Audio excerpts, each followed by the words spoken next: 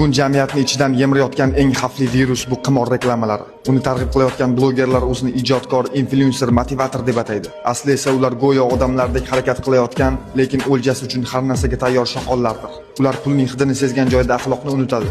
Jamiyatning dardini emas, shovqinini sotadi. Ular yoshlarning ishonchini, orzularini, hayotini qimor o'yinlariga almashtirib o'z cho'ntagini to'ldiradi. Ular har bir storyda, har bir videoda bir oila yiqilishini, bir bola orzusining o'chishini, bir ota qarz botqog'iga botishini reklama qiladi. Lekin bunga content deb nom beradi. Bu blogerlar nafaqat axloqsiz, balki befarq. Ular o'z tomoshabinlarini auditoriya deb ataydi. Lekin bu auditoriya tirik insonlardan iborat ekanini unutishadi. Qimor reklamasini qilayotgan har bir post jamiyatning yuziga tis solgan yara, ijtimoiy ishonchga zarba.